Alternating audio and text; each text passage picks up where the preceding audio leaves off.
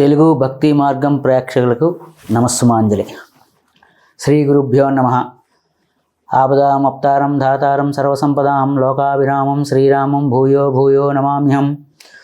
సర్వమంగళమాంగళ్యే శివే సర్వార్థసాధికే శరణ్యే త్రయంబకే దేవి నారాయణి నమోస్తుతే. ఈ రోజున శనివారం ఆగస్టు 3వ తేదీ, సూర్యోదయం 5:40, సూర్యాస్తమయం 6:30. శనివారం అనగానే ఉదయకాల దుర్ముహూర్తం ప్రారంభమవుతుందండి. ఉదయం సూర్యోదయాది 5:40 నుండి 7:20 ఉదయకాల దుర్ముహూర్తం. మరి ఈ రోజున నక్షత్రం పునర్వసు నక్షత్రం అండి. తిథి చతుర్దశి, మధ్యాహ్నం 3:30 వరకు చతుర్దశి ఉంటుంది. తదుపరి అమావాస్య ప్రారంభమవుతుంది. ఆషాఢ బహుళ చతుర్దశి పునర్వసు నక్షత్రం. ఈ పునర్వసు నక్షత్రం మధ్యాహ్నం 3:30 వరకు ఉంటుంది. అలాగే అమృత గడియలు ఉదయం 10:20 నుంచి సుమారుగా 12 గంటల వరకు, 11:59 వరకు ఉంటాయి. ఈ రోజున పునర్వసు నక్షత్రం వాళ్ళకి, అలాగే చంద్రుడు కర్కాటక రాశిలో సంచారం. పునర్వసు 4వ పాదం, పుష్యమి 4 పాదాలు, ఆశ్లేష 4 పాదాలుగా కర్కాటక రాశిలో సంచారం ఉంటుంది. మొట్టమొదటిగా ఈ పునర్వసు నక్షత్రం వారికి, కర్కాటక రాశి వారికి ఈ రోజున శుభాశుభ ఫలితములు మిశ్రమంగా ఉంటాయండి.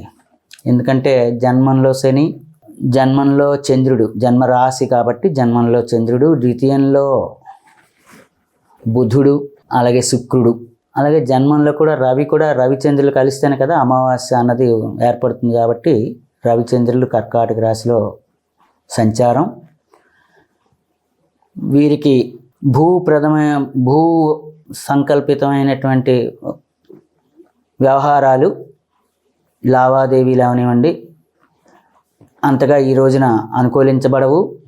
ధనాదాయాలు బాగున్నప్పటికీ కూడా మానసికంగా ప్రశాంతత తక్కువగా ఉంటుంది. ఆరోగ్య విషయంలో జాగ్రత్తగా చూసుకోవాలి.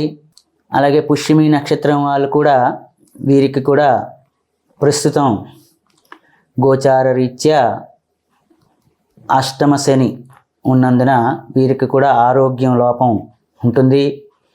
ఆశ్లేష నక్షత్రం వారికి కూడా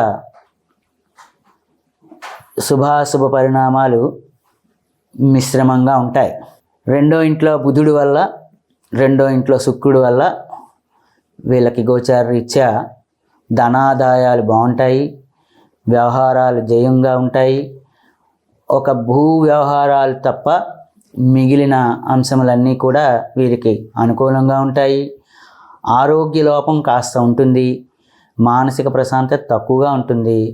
వీరు, ఈ రాశివారు పునర్వసు నక్షత్రం వాళ్ళు, అలాగే పుష్యమి నక్షత్రం వాళ్ళు, అలాగే ఆశ్లేష నక్షత్రం వాళ్ళు కూడా రేపు శనివారం, చతుర్దశితో కూడుకున్నటువంటి శనివారం, అలాగే గురుడు నక్షత్రం వలన పునర్వసు నక్షత్రం వాళ్ళు కుదిరితే నవగ్రహ ఆలయంలో గురుడికి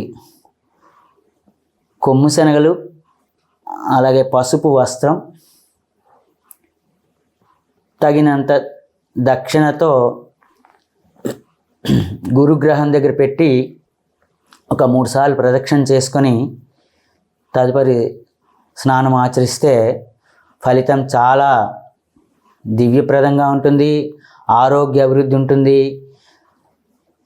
తద్వారా తలచిన కార్యక్రమాలు సఫలీకృతం కాగలవు.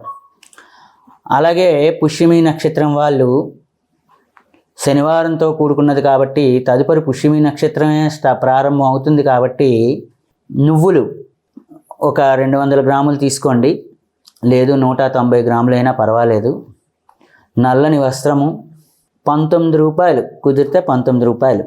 వాళ్ళు శనిగ్రహం దగ్గర పెట్టి ఆ శని చుట్టూ 3 సార్లు ప్రదక్షిణ చేస్తే వారికి కూడా ఆరోగ్యప్రదమంగా చాలా బాగా ఉంటుంది. అనూహ్యమైనటువంటి మార్పు కలుగుతుంది.